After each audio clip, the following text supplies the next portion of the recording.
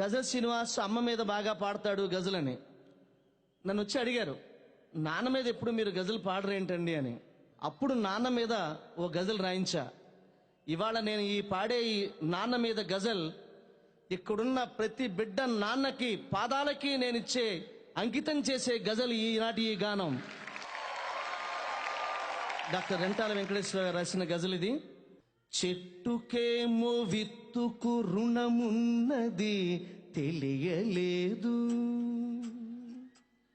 ఈ చెట్టుకేమో విత్తుకు రుణమున్నది తెలియలేదు, నాకేమో నాన్న విలువ ఎంతన్నది తెలియలేదు. ఇప్పటికీ తెలియలేదు నాకు.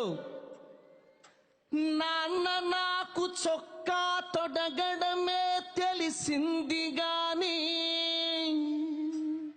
నాన్న చొక్కా తొడుగుతుంటే చొక్కా తొడుగుతున్నాళ్లే అనుకున్నాను చిన్నప్పుడు నేను. కానీ నాన్న మనసులో ఏముందో తెలుసా? నాన్న నాకు చొక్కా తొడగడమే తెలిసింది గాని, కనిపించని కవచం ఒకటి కడుతున్నది తెలియలేదు. చెట్టుకేమో విత్తుకు రుణమున్నది తెలియలేదు. ఈ చరణాన్ని వినండి.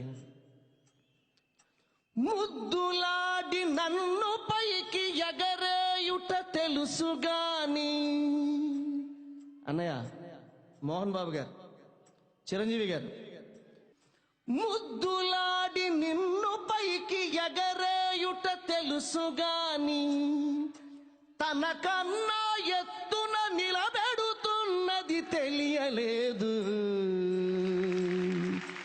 చెట్టుకేమో విత్తుకు రుణమున్నది తెలియలేదు. చేయి పట్టి నాన్న నన్ను నడిపించుట తెలుసుగాని, నాన్న చిన్నప్పుడు నడక నేర్పిస్తున్నాడేమో అనుకున్నాను నేను. కానీ నాన్న మనసులో ఏముందో తెలుసా? చేయి పట్టి నాన్న నన్ను నడిపించుట తెలుసుగాని, నా యాత్రకు శ్రీకారం చుడుతున్నది తెలియలేదు. డాక్టర్ రెంటాల గారు రాసిన గజల్ ఇది. ఏమి తండ్రి రెంటాల కన్నీళ్లను కూడా దాచి, నాన్న కూడా ఏడుస్తాడు, అమ్మ ఎప్పుడు ఏడుస్తూనే ఉంటుంది. నాన్న ఏడవడం మనం చూడం, నాన్న పక్కకెళ్ళి ఏడుస్తాడు. ఏడుస్తున్నప్పుడు కన్నీళ్లు కిందకి రాల్చడట, కన్నీళ్లని కళ్ళల్లో దాచుకుంటాడట. దాచుకుని మరలా వాటిని ఎలా ఖర్చు పెడతాడో తెలుసా నాన్న? ఏమి తండ్రి రెంటాల కన్నీళ్లను కూడా దాచి, నాకై చెమటగా ఖర్చు పెడుతున్నది తెలియలేదు. చెట్టుకేమో విత్తుకు రుణమున్నది తెలియలేదు. చిరంజీవి గారు, ఇవాళ వీళ్ళు కొట్టే చప్పట్లు మీవి కావు, మీ అమ్మా నాన్నవి. రేపు చరణ్ కోసం కొట్టే చప్పట్లన్నీ మీవే.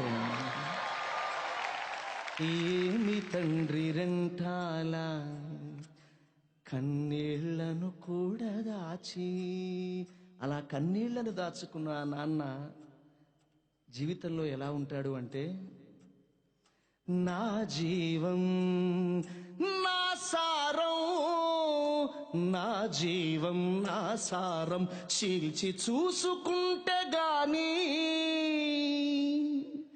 నాన్న ఇలా నువ్వై జీవిస్తున్నది తెలియలేదు.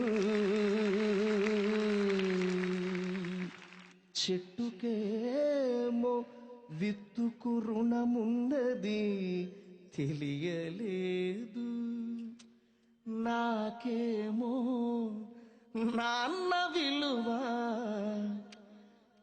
ఎంతన్నది తెలియలేదు.